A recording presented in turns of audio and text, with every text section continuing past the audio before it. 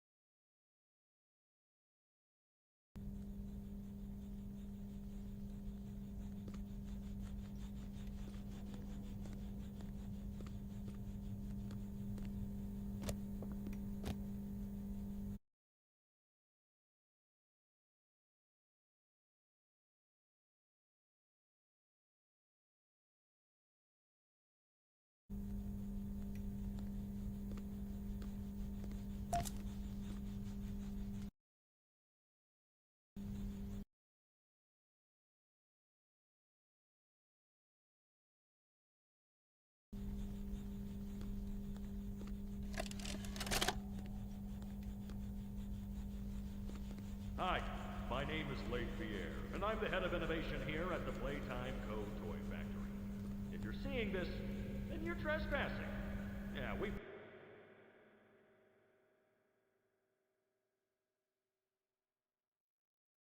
play this little tape on loop whenever we close the factory for the day. So, trespasser, just to make you aware, while we pride ourselves primarily on our high-quality toys and excellent child care, we also pride ourselves on our security. For example, this facility is full of hidden motion triggers, which, once set off, will turn on the factory's emergency alarms and directly contact the authorities. And that's one of the more tame aspects of our security system. No spoilers. So, you've got my warning. It's not too late to turn around.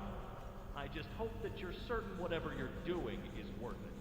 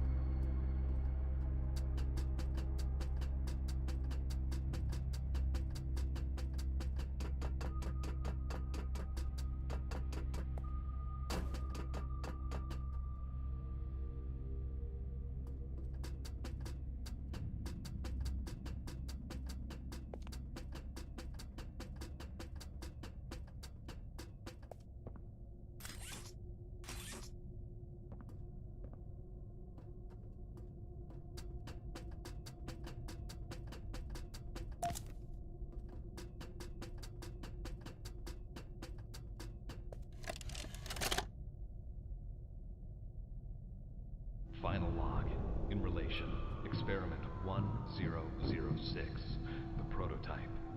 Coordination and cooperation is evidently within his skill set, as well as the skill set of all other experiments of his type. Though still missing, today's events are no doubt in relation to him. His absence was a flaw in the scientific process, which should have under no circumstances been left unaccounted for. That's why I'm making this log, so that the same mistake won't be made twice. Any future experiments will need to be contained and disposed of in a secure location.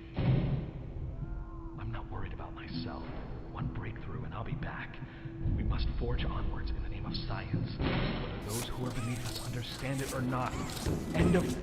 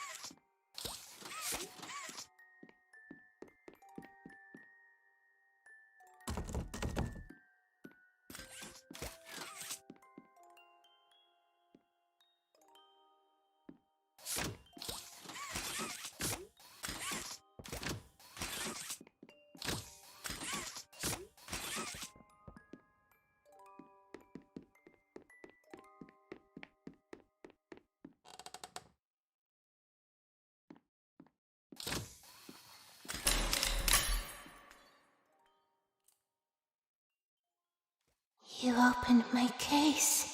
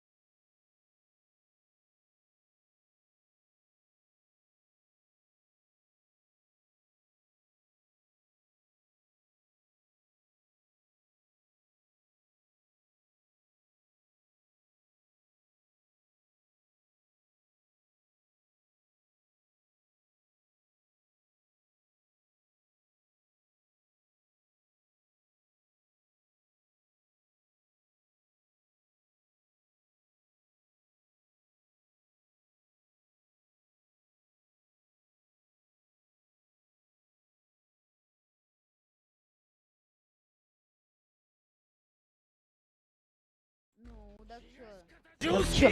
Блять, хорошо, что это разлетелся. Да ты чё?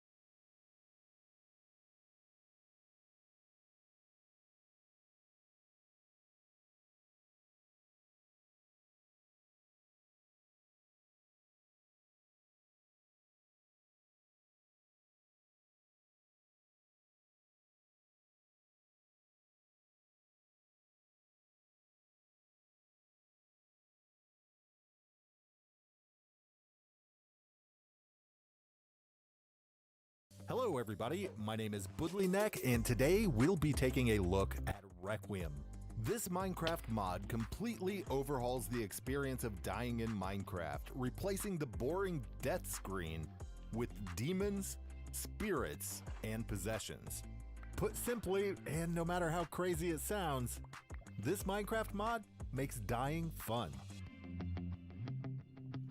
The first time you die in a world that has this mod installed, you'll see this dialogue asking if you want to become a demon. If you're playing in a multiplayer world, this gives every player an opportunity to choose for themselves whether or not they want to partake in this mod's content. You'll only be asked this the first time you die, so whatever you choose here is going to be your new default.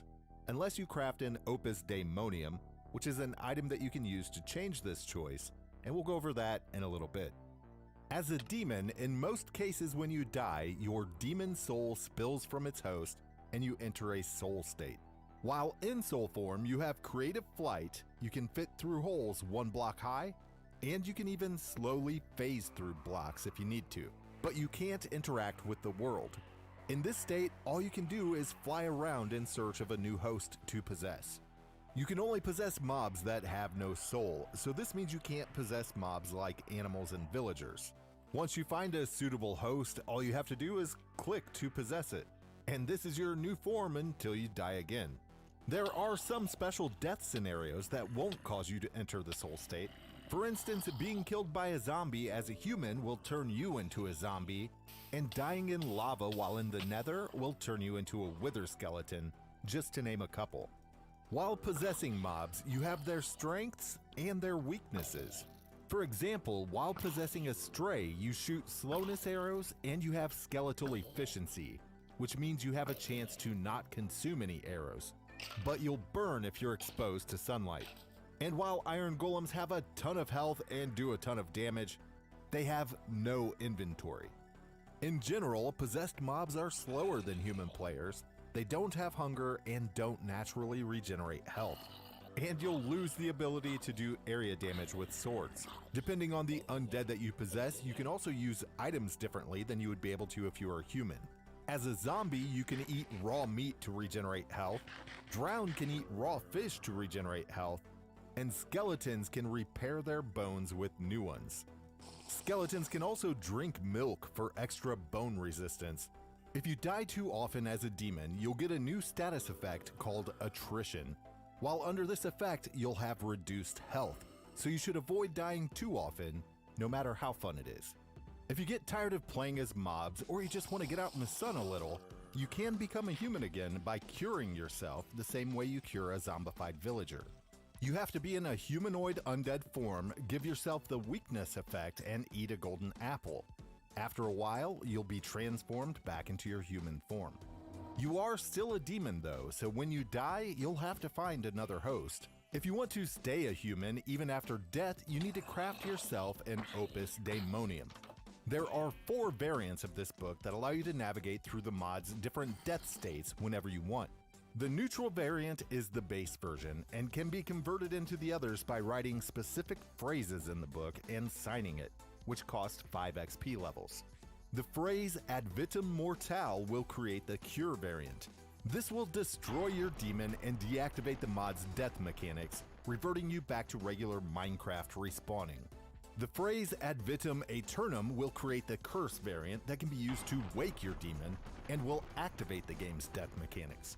And finally, the phrase ad vitam vigrate will create the banishment version that will instantly transform you into a wandering spirit without the need to die. This mod also has built-in support for a few other mods. If you have Origins installed, it'll have you choose your death mechanic when you log into the world for the first time before you choose your origin. It includes a new origin, the Wandering Spirit, and while you're not in a regular player's body, any origin powers that you have are disabled. By default, Eldritch mobs cannot be possessed, and all golems from Golems Galore can be possessed. If you have the Better Nether mod installed, you can possess jungle skeletons also. If you plan to use this mod on a server, the developers have added a few game rules that you can use to customize a server's gameplay.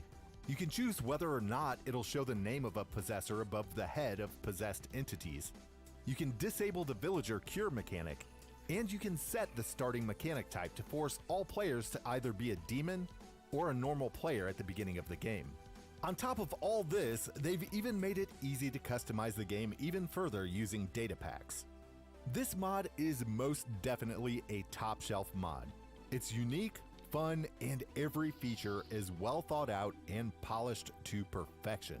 If you haven't given this mod a try yet, you really should, and I want to thank the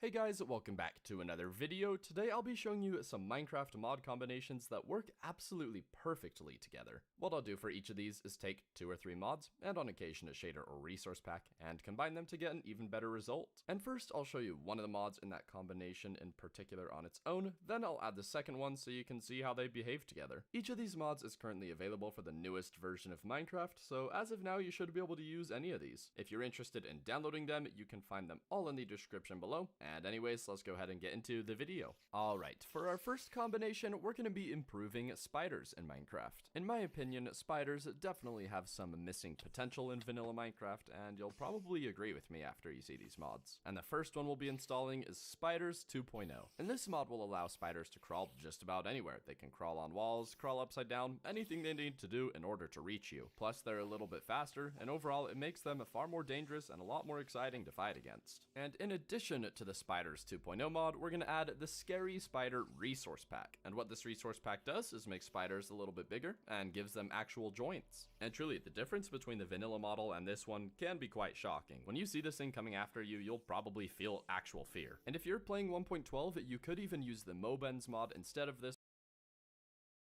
portals. This has for quite a while been one of my favorite mods available for the game, because it's just truly amazing to be able to walk straight into the nether and straight back without even having a loading screen. Visually it just looks amazing, and I consider it to be one of the most impressive mods for the game. And in addition to the immersive portals mod, we're going to be using nether portal spread. Now, while playing vanilla Minecraft, you've probably noticed around ruined portals that you can actually see netherrack coming through the portal into the overworld. And this makes it seem as if the nether does in fact leak into the overworld through portals. And nether portal spread makes it so the portals you activate will actually do this. You can customize it just how quickly the portal will spread into your world and how far, and this is going to be an amazing combination with the immersive portals mod, because now not only can you see into the nether, but you can also see it expanding into the overworld. Now, our next combination is one that's going to completely change how forests look in your game. It's truly a night and day difference compared to vanilla Minecraft, and I personally just love how it looks. And the first mod we'll be installing is Dynamic Trees. Now, Dynamic Trees on its own already completely changes how each individual tree looks. trunks. With this mod installed, rather than having most trees just have a trunk surrounded by leaves, each individual tree has its own set of branches, and it looks like a true, fully grown tree. The trees grow dynamically and never actually stop changing, and the entire forest itself can continue to spread and shrink depending on the conditions of your world. And the mod we'll be adding to this is better foliage. Better foliage makes it so leaves in Minecraft are no longer quite just square, they actually have some shape to them. This makes forests feel a lot more dense than they did before, and not only does it do this to leaves, it also adds some shorter grass to the ground, and adds some falling leaves from trees. And like I already said, the combination of these two mods completely changes forests. It's to the point that it changes them so much it's probably not for everyone, but for those of you that do like it are probably gonna love it. Next up, we're gonna be combining a couple mods to improve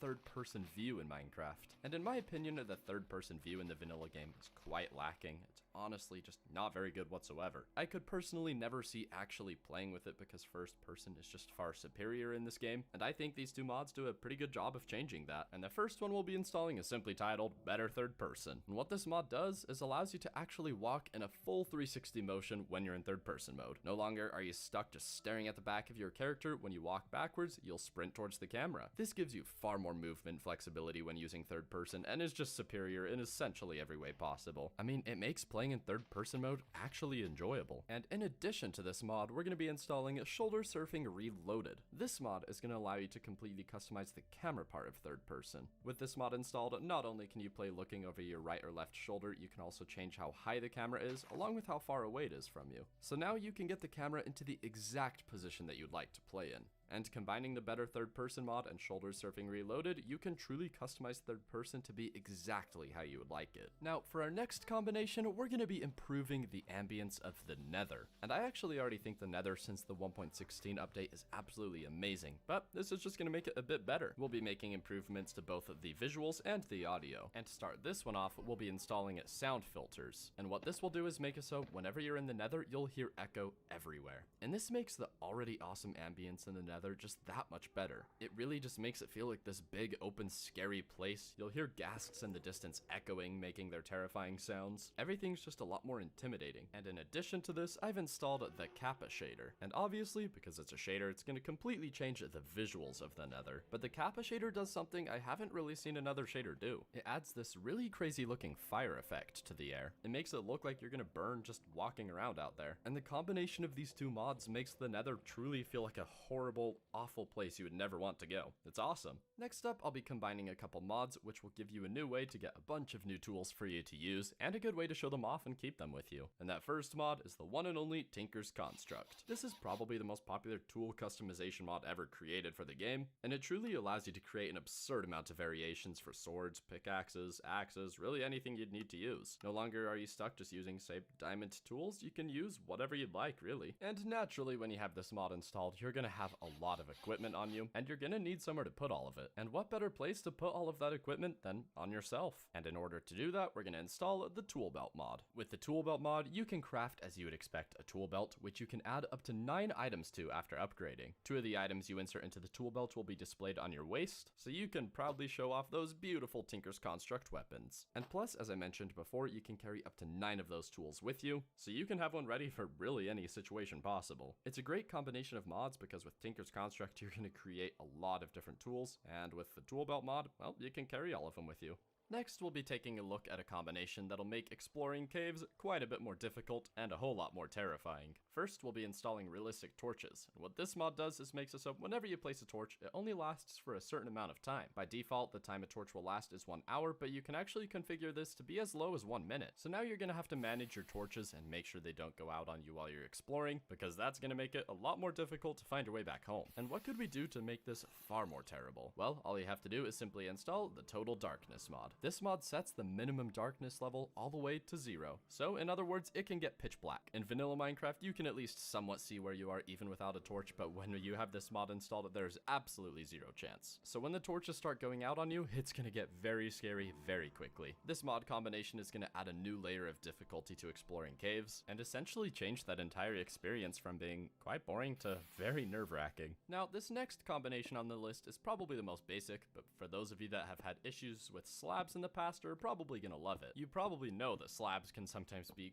quite the pain to build with, and these two mods are gonna go a long ways towards fixing that. The first of these two is the double slabs mod, and this mod gives you a variety of slab related features. For example, two different slab types can now be placed together. You can break one half of a slab or the other rather than the entire block, and you can place each and every one of these slabs vertically. Overall, your slab building experience is going to be a lot less frustrating when you're playing with this mod installed. And in addition to double slabs, I've included torch slabs. With this mod installed, as you would expect, you can now place torches on slabs, and this also extends to lanterns. And this isn't something that you really think about installing until you're playing and you notice how annoying it is when you try and place a torch on a slab and you simply just cannot, and immediately you're going to want this mod installed. And combined with the double slabs mod, there's really not much you can't do with slabs. At this point, you practically have a full creative freedom with them. Now, one of the last combinations I have for you guys today is one of my favorites. You've probably seen it in one of my videos before, and this is what I consider to be the best way to currently upgrade caves in Minecraft.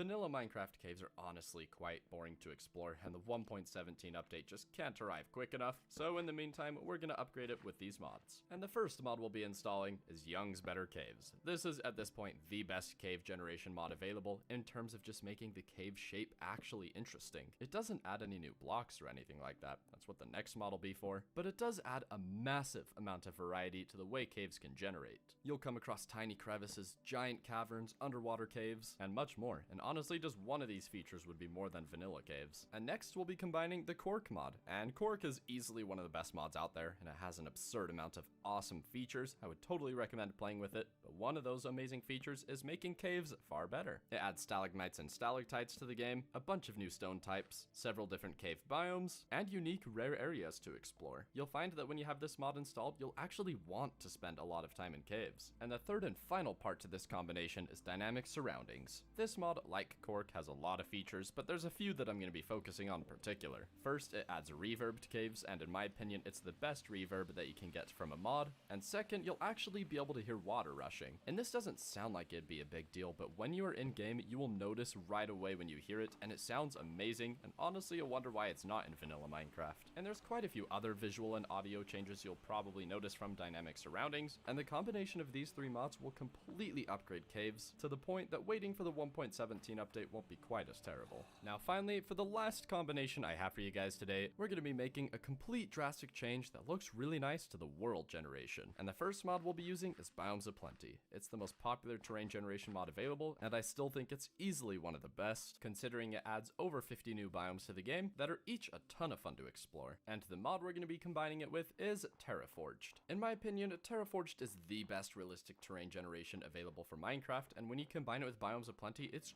truly amazing. Most of the areas that you explore look as if they were created in World Painter, and it is a complete change from the regular Minecraft terrain generation. Do keep in mind though, you're going to want to play at least 20 render distance simply because of how this terrain looks. You'll want to be able to see more of it in order to get the detail. There are several different generation presets you can choose between, and one of them will make it so the terrain is a bit smaller and closer together, so you don't have to play at quite as high of a render distance. But you know, if you can, I would still definitely recommend it. And yeah, this combination's going to give you some of the best terrain generation you've ever seen in Minecraft. Alright, that's going to do it for this video. I do hope you guys enjoyed, and if there's any other Minecraft mod combinations you think I should take a look at because they work perfectly together, go ahead and let me know, and I will absolutely take a look at those. Let me know